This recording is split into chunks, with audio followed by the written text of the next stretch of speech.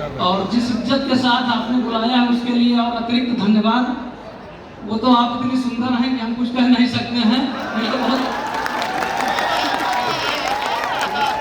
ये तो बहुत खराब लगने वाली बात आपने कही।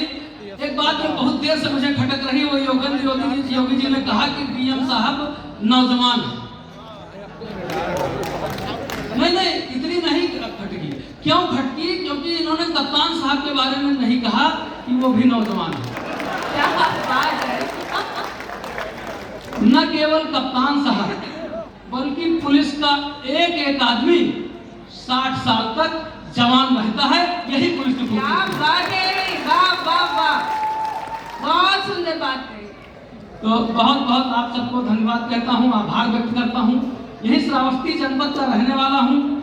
मेरी यह हैसियत नहीं थी कि आपके सामने मैं खड़ा होकर के कुछ बोल सकूं, लेकिन ये आपका मोहब्बत है, आपका प्यार है जो आज मैं आपके बीच में खड़ा हुआ हूँ।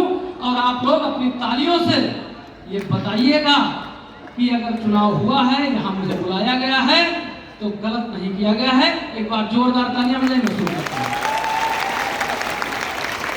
स्वागत है धनराज जी। आदरणीय विधायक जी को प्रणाम करता हूँ, आदरणीय जिलाधिकारी महोदय, पुलिस अधीक्षक महोदय, और आप सब मुझे जितने प्यारे हैं सबको प्रणाम करता हूँ। और कहना चाहता हूँ मैं कि जो ये भी पुलिस भर्तियां बहुत निकल गई है इधर, तमाम कोई सिपाही भर्ती हो गया, कोई दरोगा भर्ती हो गया, कोई बंद दरोगा भर्ती, तो लड़के भर्ती बहुत हो गए। अब इनके घर जब कोई शादी करने के लिए जाता है तो कहते हैं कि आईएएस की तैयारी कर रहे हैं, पीसीएस की तैयारी कर रहे हैं, अभी शादी नहीं करेंगे। और 4 सिम और 4 मोबाइल लिए लड़के घूम रहे हैं। तो कहना चाहता हूं कि दूर से नहीं किया तो पास से हो जाएगी, और आम से नहीं किया तो खास से हो जाएगी। और नौकरी करके इश्कबाजी जो झाड़ोगे तो शादी फिर एक ही दरखास्त से हो जाएगी। क्या बात है, बहुत सुंदर बात। लगातार भर्तियां निकलती हैं। लोग पूछते हैं पुलिस में आने के लिए क्या योग्यता होनी चाहिए। मैं 4 लाइन में बताता हूं, और आप लोगों को लगे कि सही योग्यता मैंने बताई तो समर्थन करिएगा कि 5 फीट 7 इंच पुलिस में आने के लिए 5 फीट 7 इंच ऊंचाई हो आपकी, 5 सेमी सीने को फुलाना आना चाहिए, और भेद बदमाश का जो लेने जाओ ऐसे लोग, आंख से भी काजल चुराना आना चाहिए, और फायर बदमाश जो तुम पे करे तो बेटा तुमको भी गोलियां चलाना आना चाहिए, और दूर देश जाके बदमाश जो सरेंडर करे तो तुमको भी कार पलटाना आना चाहिए। क्या बात है, बहुत बढ़िया बात। श्री कृष्ण जी मिल गए, कहने लगे कि अवतार लेना चाहता हूँ। मैंने कहा प्रभु अवतार मत लीजिए, हम लोग ऐसे पूजा करके प्रसन्न हैं, दिक्कत हो जाएगी। उन्होंने कहा क्या दिक्कत हो जाएगी, ध्यान दीजिएगा। मैंने कहा कि आओगे कन्हैया दोबारा इस देश में तो तुमको तुम्हारा ही जुनून मार डालेगा, और कदम की ठंडी छांव भूल जाओगे कान्हा, गर्मी से तुम्हें मई जून मार डालेगा, और चाकू सा रखाए अब घूमती हैं गोपियां, तुमको तो इनका नाखून मार डालेगा। अभी 4थी लाइन बाकी है, संभाल के रखिएगा कि चाकू सा रखाए अब घूमती हैं गोपियां, तुमको तो इनका नाखून मार डालेगा, और गली गली मुरली बजाना न कान्हा, अब एंटी रोमियो वाला कानून मार डालेगा। आदरणीय विधायक भी तालियां बजा रहे हैं, क्योंकि वो जानते हैं कि हम भी कहीं के वोटर हैं। तो एक गाना बहुत वायरल हुआ कि मेरा बालम थानेदार चलावे जिप्सी बहुत वायरल हुआ। मैंने उस लड़की को समझाया, हमने कहा कि तेरी चाहत का तलबगार नहीं हो सकता, तेरी चाहत का तलबगार नहीं हो सकता, इश्क में इतना भी खुददार नहीं हो सकता। और तेरा बालम जो चलाता है जिप्सी थाने में, ड्राइवर होगा, थानेदार नहीं हो सकता। लगातार कविताएं पढ़ रहा हूं, बावजूद इसके सर मेरा कैरियर नहीं सेट हो पा रहा है। मैं बताता हूं, एक जगह मैं गया, बहुत शानदार कविता मैंने पढ़ी। सामने एक नौजवान बैठा हुआ था, उसने न ताली बजाई न मुस्कुराया।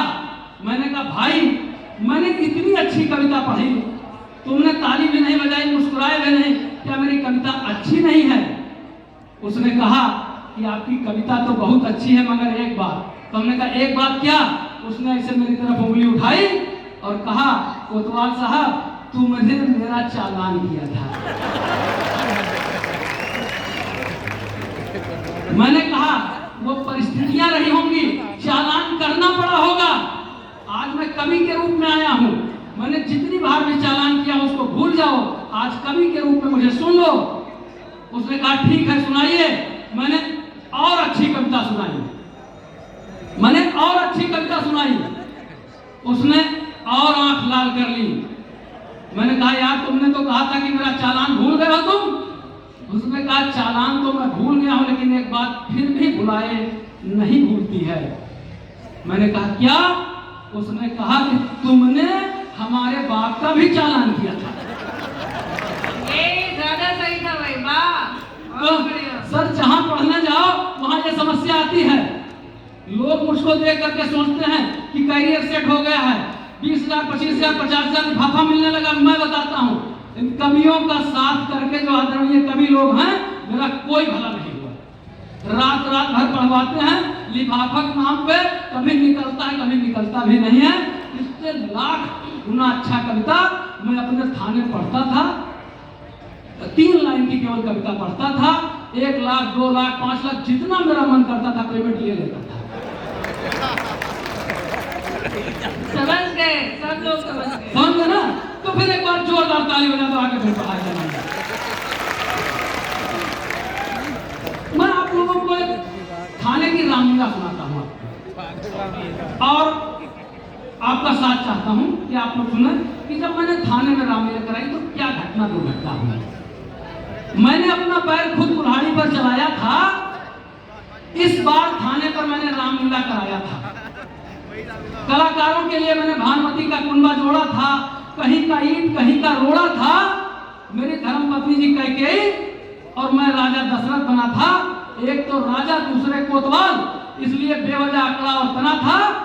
रामलीला शुरू हो उससे पहले मेरी धर्मपत्नी जी अपना नाटक मचाने लगी और मेरी तो और पत्नी बनने आई महिला कलाकारों को बेलन मार मार के भगाने लगी। बढ़िया है भाई, आपकी तालियां कमजोर हैं।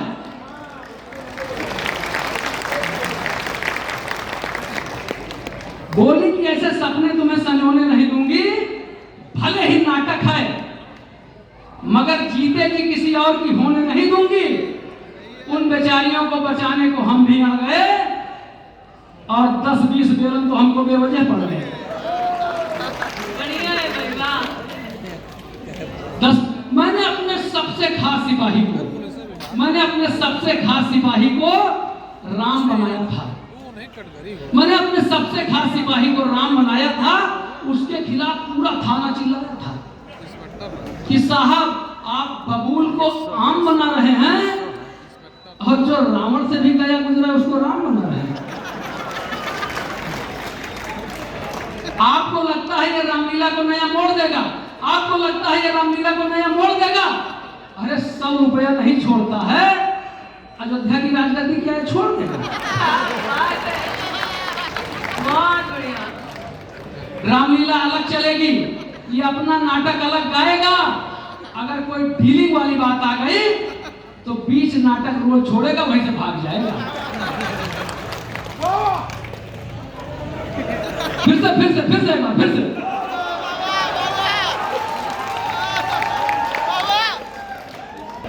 आपको लगता है सिर्फ परशुराम लक्ष्मण संवाद। एक बात बताऊंगा कि थाने में अगर कोई चीज माल दाखिल हो गया, असलहा दाखिल हो गया, तो वो माल मुकदमाती कहा जाता है और उसकी जिम्मेदारी हेड वार्डन की होती है। बस इतना जान लीजिए, आगे करता चलिए।